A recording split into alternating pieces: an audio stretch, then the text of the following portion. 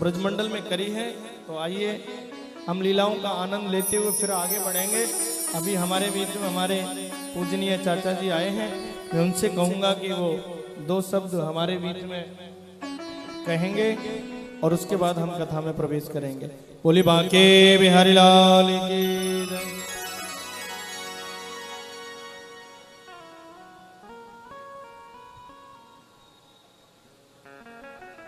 Mic खोलते नहीं बोला, बंद है भाई। श्री राधे राधे राधे।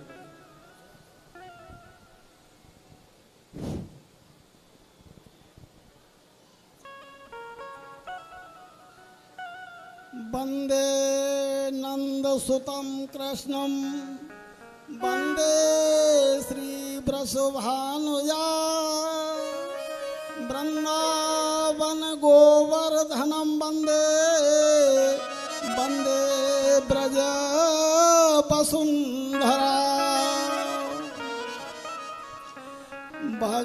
भक्ताभिलाषी चरितानुसारी दुग्धादिचार्योण यशो विसारी कुमारिता नंदित घोष नारी जय जय मम प्रभु श्री गिरिराज धारी।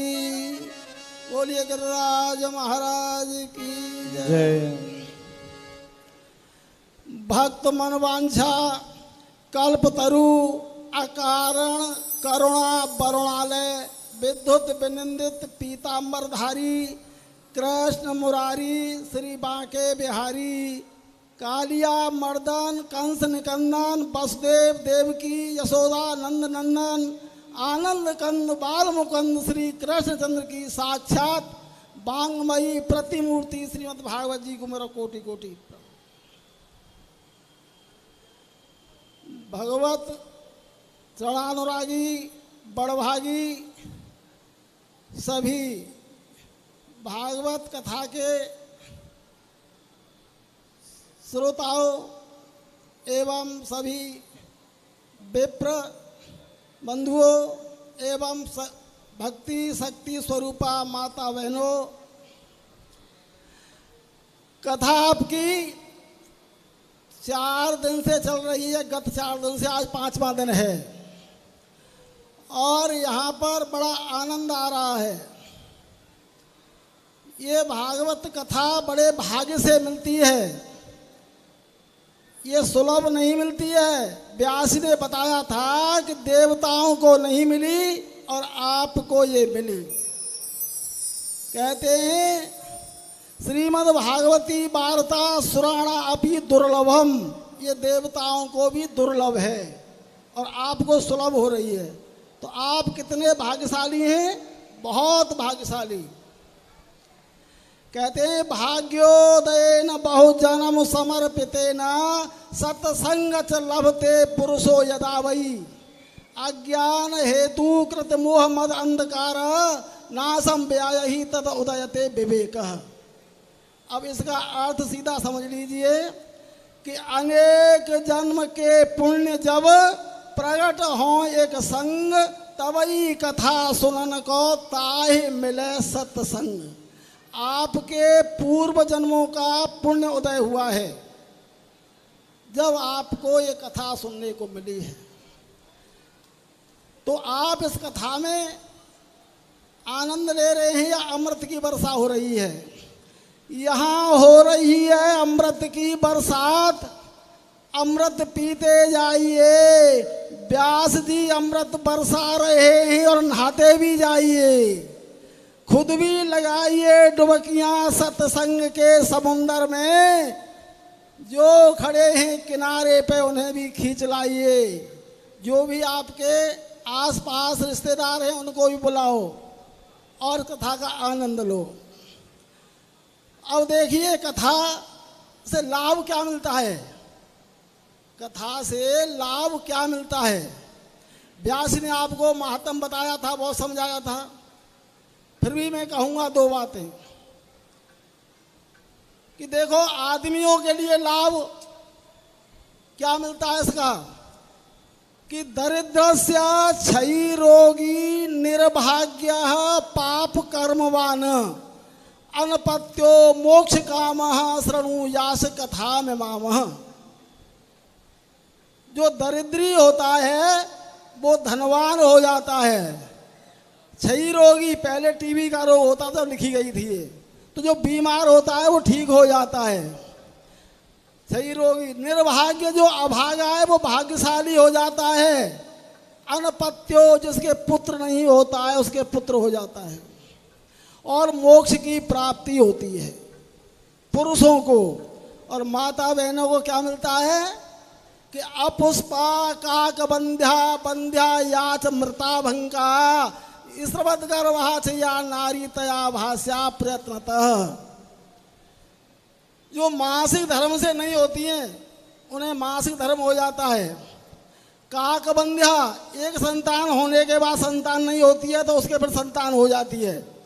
अपुष्पा काक बंध्या, बंध्या इसके संतान होती नहीं है, उसके होने लग जाती है। और जो मरे हुए संतान होती है, होकर मर जाती है, उसके जो है दीर्घ आयु संतान होती है। तो ऐसा माता बहनों को फल मिलता है अगर आप मन से सुनोगे तो। नहीं तो ऐसा होगा तो धुंधकाली ने सुनी थी, वो अकेला चला गया और सारे रह गए थे, क्योंकि औरों ने मन से नहीं सुनी थी, तो वो ही गया। कहते हैं धन्या भागवती वार्ता प्रेत पीड़ा विनाशिनी सप्ताहो अपि तथा धन्यम कृष्ण लोक फल प्रदा। तो दिव्य रूप हो गए, जो है धुंधकाली चला गया था, प्रेत योनि था वो, तो दिव्य रूप धरो जाता है तुलसीदाम मंडित पीतवासा घन श्यामो मुकुटी कुंडल नाभित। तो आपको कितना फल मिलेगा?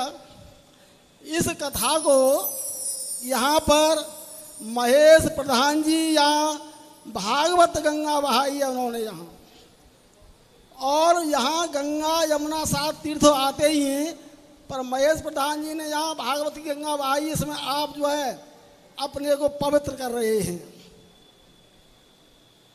क्योंकि यहाँ पर ये गोवर्धन धाम तो है ही, और यहाँ कथा होती है वहाँ सारे तीर्थ आ जाते हैं कि तत्रैव गंगा यमुना त्रिवेणी गोदावरी सिंधु सरस्वती च सर्वाणि तीर्थानि बसंत तत्र यत्रा चितोदार कथा प्रसंग। जहाँ भगवान की कथा होती है वो गंगा यमुना सब तीर्थ आ जाते हैं। अब आप कहोगे तीर्थ क्या होता है और धाम क्या होते हैं? बहुत लोगों को पता भी नहीं होगा शायद। जहाँ जल का महत्व होता है वहाँ तीर्थ होता है, और जहाँ भगवान की मूर्ति का प्रभाव और वो होता है, स्थापना होता है, वहाँ जो है धाम होता है। ऐसे प्रयाग हरिद्वार ये सब तीर्थ हैं, पुष्कर ये तीर्थ हैं, और ये वृंदावन गोवर्धन ये धाम हैं। तो इस गोवर्धन धाम में आकर के आप कथा सुन रहे हैं, बड़े भाग्यशाली हो आप। और इस कथा में अपने को आप जो है भगवान के नाम में सरोवर कर रहे हो, क्योंकि ये भगवान की कथा मिलना बड़ा मुश्किल है। मैंने बताया है कि सत्संगत और हरि कथा तुलसी दुर्लभ दोय सुतदार और लक्ष्मी पापी के भी होई। भाई धन दौलत तो संतान तो पापियों के हो जाते हैं, पर भगवान की कथा पापियों को नहीं मिलती है, और सत्संग नहीं मिलता है, तो बड़े भाग्य से मिलती है। आपका बड़ा भाग्य है, भगवान की असीम अनुकंपा है आप पर। कहते हैं तात मिले पुण्य मात मिले सुत भ्रात मिले युवती सुखदाई, यह लोक मिले विध लोक मिले सुर लोक मिले बैकुंठ लो जाई। राज मिले और ताज मिले सुख साज मिले मन इच्छित पाई, सुंदर साज मिले सब ही पर कृष्ण कथा जग दुर्लभ भाई। आपको राजपाट कोष खजाना भाई बंधु संतान सब कुछ मिल जाएगा, पर ये कथा मिलना बड़ा मुश्किल है। तो इस मुश्किल कथा को आप सुन रहे हैं तो आप मन से सुने, इससे आपको लाभ हो। और यहाँ पर महेश प्रधान जी मुख्य यजमान हैं। यजमान कथा के मुख्य हैं श्री महेश प्रधान, और कृपा दृष्टि इन पर रखें तो श्री गोवर्धन भगवान। और इनका परिचय क्या है? परिचय प्रधान जी का, पास में ही दौसेरस गांव है, वहाँ के निवासी हैं, दिल्ली में रहते हैं, और गोवर्धन भी मकान है इनका।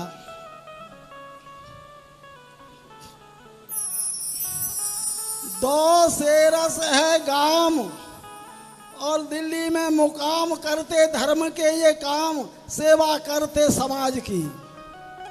गोवर्धन में भी मकान दिल खोल करें दान, और बढ़ती हुई शान में चमक देखो आज की। इन्होंने कराई भागवत कथा, ये हरती है सारी व्यथा, यहाँ सुंदर है लता तलहटी गिरिराज की। महेश प्रधान मुख्य यजमान, जिन्हें दिनों खूब दान, भक्ति करते श्री गिरिराज की। बोले गिरिराज महाराज की जय। और इस कथा को कह कौन रहे हैं? राकेश भारद्वाज। तो राकेश भारद्वाज आप सब परिचित हो इनसे, सब जानते हैं। एक राकेश भारद्वाज नहीं है, ये राकेश भारद्वाज बॉलीवुड के अभिनेता हैं जी, बॉलीवुड के अभिनेता हैं।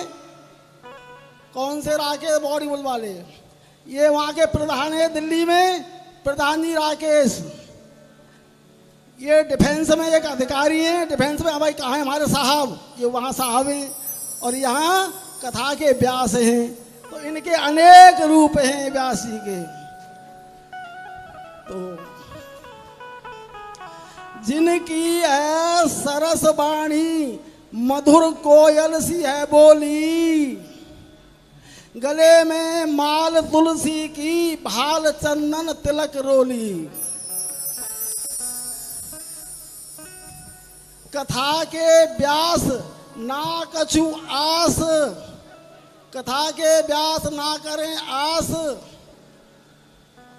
कथा के व्यास ना करें कछु आस। और भैया ये जो है बड़े भारी सज्जन हैं, कथा के व्यास ना करें कछु आस।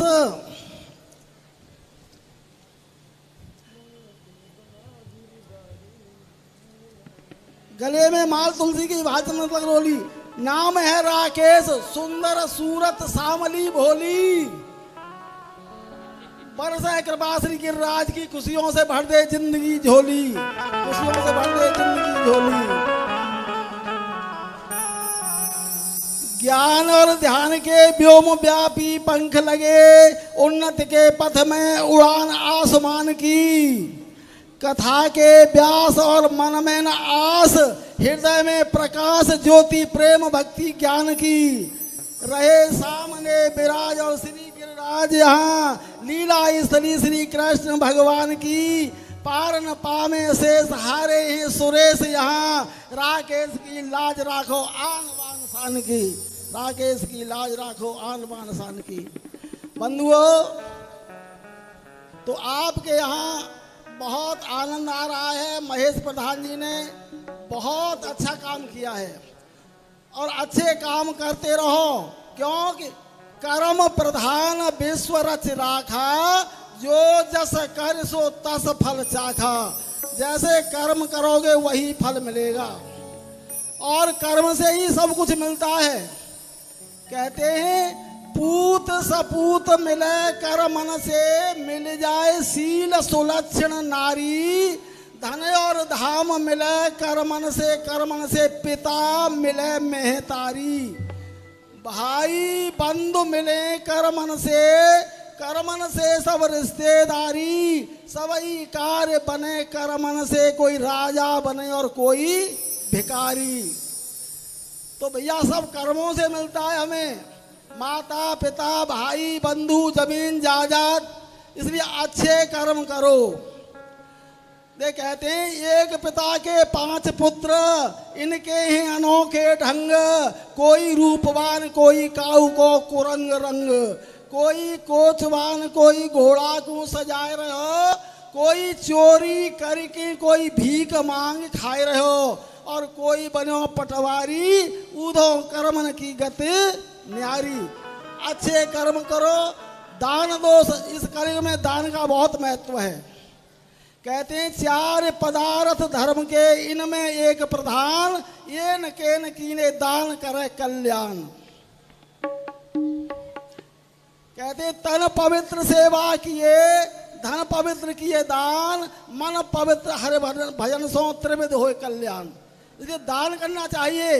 आपने कथा सुनी व्यासी के द्वारा, धुंधकारी जो था वो मुर्दे के हाथ से पिंड खा जाता था कि स्नाना शौच क्रियाहीनो दुर्वक्षी क्रोध वर्धितः दुष्प्रग्रह करता सब हस्ते भोजनम।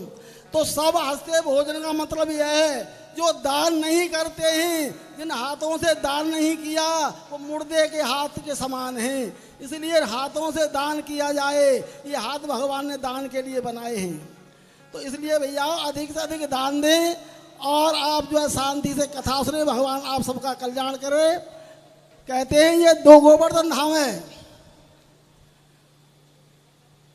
कि 1 बार अयोध्या जाओ, 2 बार द्वारका, 3 बार त्रिवेणी में जाके नहाओगे, 4 बार चित्रकूट, 9 बार नासिक, 12 बार बद्रीनाथ घूम करके आओगे, कोटि बार काशी केदारनाथ रामेश्वर गया और जगन्नाथ, चाहे जहां जाओगे होंगे प्रत्यक्ष यहाँ दर्शन श्री गिरिराज जू के।